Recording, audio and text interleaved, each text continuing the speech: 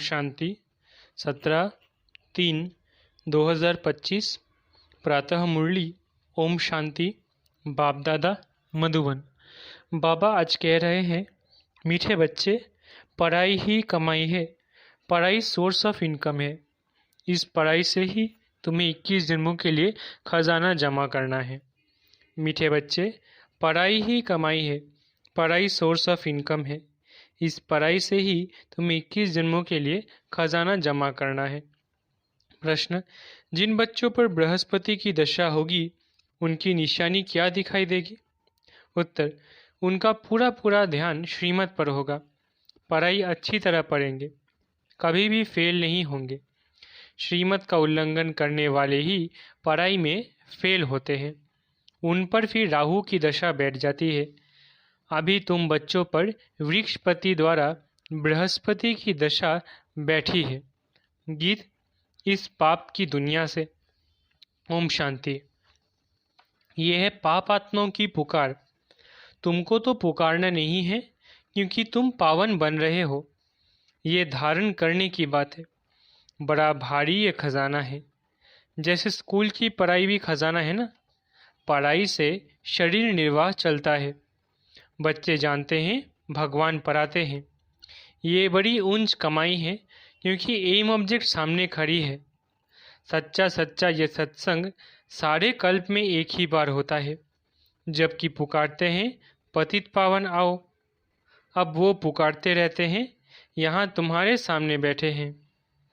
तुम बच्चे जानते हो हम पुरुषार्थ कर रहे हैं नई दुनिया के लिए, जहाँ दुख का नाम निशान नहीं होगा। तुमको चैन मिलता है स्वर्ग में, नरक में थोड़ी ही चैन है। ये तो विषय सागर है, कलयुग है ना। सब दुखी ही दुखी है। भ्रष्टाचार से पैदा होने वाले हैं, इसलिए आत्मा पुकारती है, बाबा हम पतित बन गए हैं। पावन होने के लिए गंगा में स्नान करने जाते हैं। अच्छा, स्नान किया तो पावन हो जाना चाहिए, फिर घड़ी घड़ी धक्के क्यों खाते हैं? धक्के खाते सीढ़ी नीचे उतरते उतरते पाप आत्मा बन जाते हैं। 84 का राज तुम बच्चों को बाप ही बैठ समझाते हैं, और धर्म वाले तो 84 जन्म लेते नहीं। तुम्हारे पास 84 जन्मों का चित्र बड़ा अच्छा बना हुआ है। कल्प वृक्ष का भी चित्र है गीता में, परंतु भगवान ने गीता कब सुनाई, क्या आकर किया, ये कुछ नहीं जानते। और धर्म वाले अपने अपने शास्त्र को जानते हैं, भारतवासी बिल्कुल नहीं जानते। बाप कहते हैं, मैं संगम युग पर ही स्वर्ग की स्थापना करने आता हूँ। ड्रामा में चेंज हो नहीं सकती। जो कुछ ड्रामा में नूंद है वो हूबहू होना ही है। ऐसे नहीं होकर फिर बदल जाना है। तुम बच्चों की बुद्धि में ड्रामा का चक्र पूरा बैठा हुआ है। इस 84 के चक्र से तुम कभी छूट नहीं सकते हो, अर्थात ये दुनिया कभी खत्म नहीं हो सकती। वर्ल्ड की हिस्ट्री ज्योग्राफी रिपीट होती ही रहती है। ये 84 का चक्र सीढ़ी बहुत ज़रूरी है। त्रिमूर्ति और गोला तो मुख्य चित्र है। गोले में क्लियर दिखाया हुआ है, हर एक युग 1250 वर्ष का है। ये है जैसे अंधों के आगे आईना, 84 जन्म पत्री का आईना। बाप तुम बच्चों की दशा वर्णन करते हैं। बाप तुम्हें बेहद की दशा बतलाते हैं। अभी तुम बच्चों पर बृहस्पति की अविनाशी दशा बैठी है। फिर है पढ़ाई पर मदार। कोई पर बृहस्पति की, कोई पर चक्र की, कोई पर राहु की दशा बैठी है। नापास हुआ तो राहु की दशा कहेंगे। यहाँ भी ऐसे है। श्रीमत पर नहीं चलते हैं तो राहु की अविनाशी दशा बैठ जाती है। वो बृहस्पति की अविनाशी दशा है, ये फिर राहु की दशा हो जाती है। बच्चों को पढ़ाई पर पूरा ध्यान देना चाहिए, इसमें बहाना नहीं देना चाहिए। सेंटर दूर है, यह है। पैदल करने में 6 घंटा भी लगे तो भी पहुंचना चाहिए। मनुष्य यात्राओं पर जाते हैं, कितना धक्के खाते हैं। आगे बहुत पैदल जाते थे, बैलगाड़ी में भी जाते थे। ये तो एक शहर की बात है। ये बाप की कितनी बड़ी यूनिवर्सिटी है जिससे तुम ये लक्ष्मी नारायण बनते हो। ऐसी ऊंच पढ़ाई के लिए कोई कहे दूर पड़ता है या फुर्सत नहीं, बाप क्या कहेंगे? ये बच्चा तो लायक नहीं है। बाप ऊंच उठाने आते ये अपनी सत्यानाश कर देते। श्रीमत कहती है पवित्र बनो, देवी गुण धारण करो। इकट्ठे रहते भी विकार में नहीं जाना है। बीच में ज्ञान योग की तलवार है। हमको तो पवित्र दुनिया का मालिक बनना है। अभी तो पति दुनिया के मालिक है ना। वो देवताएं थे डबल सिरताज, फिर आधा कल्प बाद लाइट का ताज उड़ जाता है। इस समय लाइट का ताज कोई पर भी नहीं है, सिर्फ जो धर्म स्थापक है उन पर हो सकता है, क्योंकि वो पवित्र आत्माएं शरीर में आकर प्रवेश करती है। यही भारत है जिसमें डबल सिर ताज भी थे, सिंगल ताज वाले भी थे। अभी तक भी डबल सिर ताज के आगे सिंगल ताज वाले माथा टेकते हैं, क्योंकि वो है पवित्र महाराजा महारानी। महाराजाएं राजाओं से बड़े होते हैं, उनके पास बड़े बड़े जागीर होते हैं। सभा में भी महाराजाएं आगे और राजाएं पीछे बैठते हैं नंबरवार। कायदे सिर उन्हों की दरबार लगती है। ये भी ईश्वरीय दरबार है। इनको इंद्र सभा भी गाया जाता है। तुम ज्ञान से परियां बनते हो। खूबसूरत को परी कहा जाता है ना। राधे कृष्ण की नेचुरल ब्यूटी है ना, इसलिए सुंदर कहा जाता है। फिर जब काम चिता पर बैठते हैं तो वो भी भिन्न नाम रूप से में श्याम बनते हैं। शास्त्रों में कोई ये बातें नहीं है। ज्ञान, भक्ति और वैराग्य तीन चीजें हैं। ज्ञान ऊंच ते ऊंच है। अभी तुम ज्ञान प्राप्त कर रहे हो, तुमको वैराग्य है भक्ति से। ये सारी तमोप्रधान दुनिया अब खत्म होने वाली है, उनसे वैराग्य है। जब नया मकान बनाते हैं तो पुराने से वैराग्य हो जाता है ना। वो है हद की बात, ये है बेहद की बात। अब बुद्धि नई दुनिया तरफ है, ये है पुरानी दुनिया नर्क। सतयुग त्रेता को कहा जाता है शिवालय। शिव बाबा की स्थापना की हुई है ना। अभी इस वैश्यालय से तुमको नफरत आती है, कईयों को नफरत नहीं आती है। शादी बर्बादी कर गटर में गिरना चाहते हैं। मनुष्य तो सभी है विषय वैतरणी नदी में, गंध में पड़े हैं। एक दो को दुख देते हैं। गाया भी जाता है अमृत छोड़ विष काहे को खाए। जो कुछ कहते हैं उसका अर्थ नहीं समझते। तुम बच्चों में भी नंबरवार है। सेंसिबल टीचर देखते ही समझ लेगा कि इनकी बुद्धि कहाँ भटक रही है। क्लास के बीच कोई उबासी लेते या झुटका खाते हैं तो समझा जाता है इनकी बुद्धि कहाँ घर बार या धंधे तरफ भटक रही है। उबासी थकावट की भी निशानी है। धंधे में मनुष्यों की कमाई होती रहती है तो रात को 1-2 बजे तक भी बैठे रहते हैं, कभी उबासी नहीं आती। ये तो बाप कितना खजाना देते हैं। उबासी देना घाटे की निशानी है। दिवाला मारने वाले गुटखा खाते बहुत उबासी देते हैं। तुमको तो खजाने के पिछाड़ी खजाना मिलता रहता है, तो कितना अटेंशन होना चाहिए। पढ़ाई समय कोई उबासी दे तो सेंसिबल टीचर समझ जाएगा कि इनका बुद्धि योग और तरफ भटकता रहता है। यहाँ बैठे घर बार याद आएगा, बच्चे याद आएंगे। यहाँ तो तुमको भट्टी में रहना होता है और कोई की याद ना आए। समझो कोई 6 दिन भट्टी में रहा, पिछाड़ी में किसकी याद आई। चिट्ठी लिखी तो फेल कहेंगे।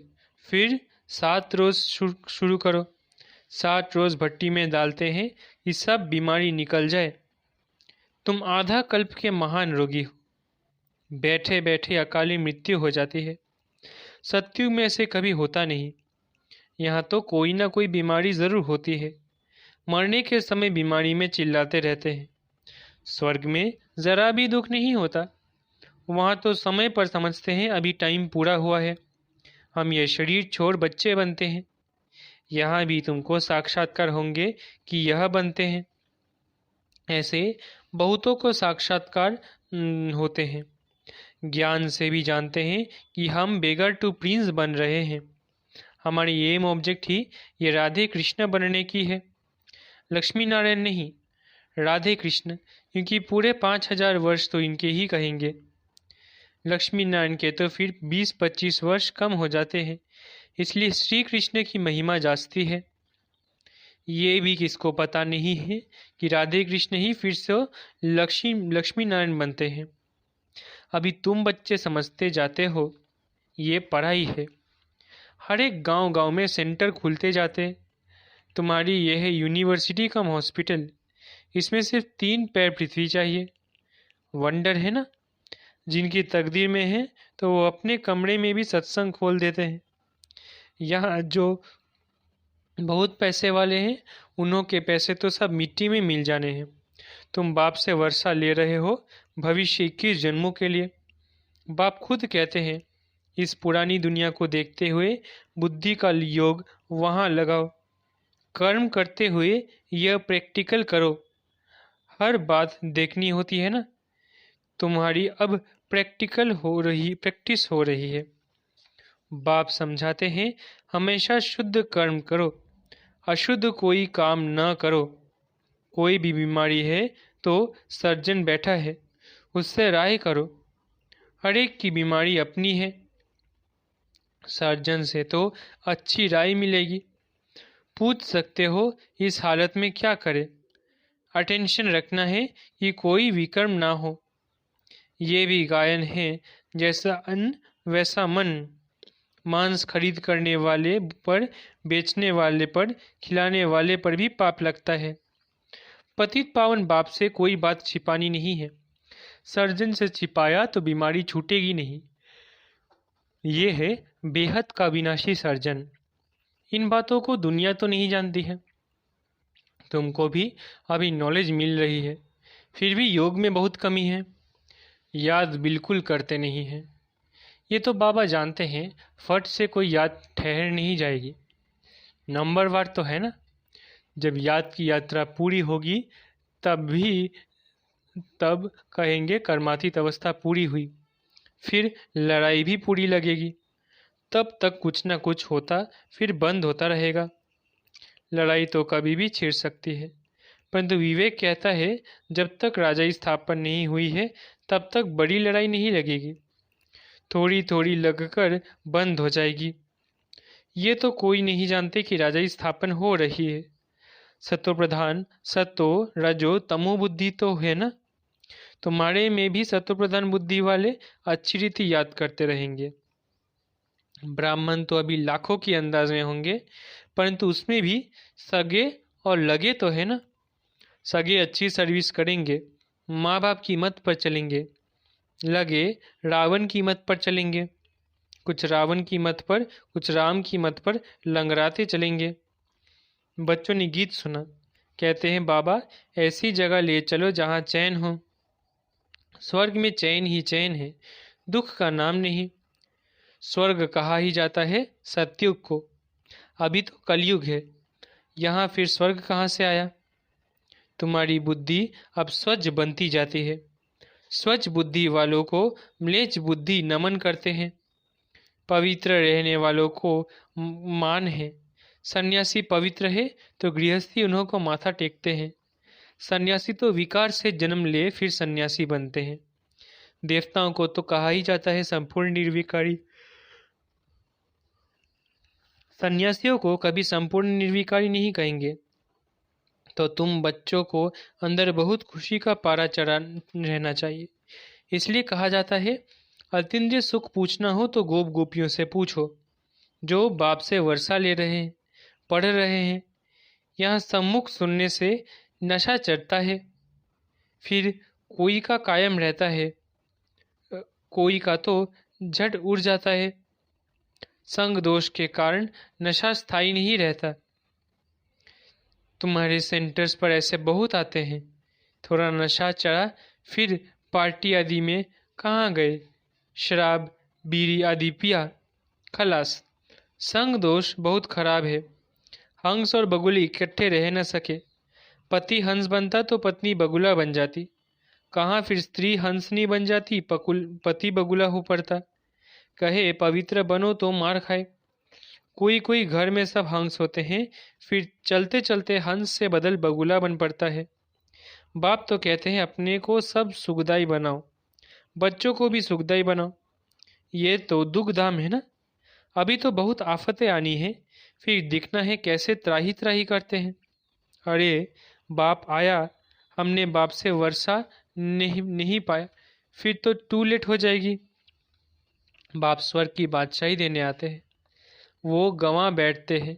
इसलिए बाबा समझाते हैं कि बाबा के पास हमेशा मजबूत को ले आओ, जो खुद समझकर दूसरों को भी समझा सके। बाकी बाबा कोई सिर्फ देखने की चीज़ तो है नहीं। शिव बाबा कहाँ दिखाई पड़ता है। अपने को आत्मा को देखो, है क्या? अपनी आत्मा को देखो, है क्या? सिर्फ जानते हो, वैसे परमात्मा को भी जानना है। दिव्य दृष्टि बिगर उनको कोई देख नहीं सकता।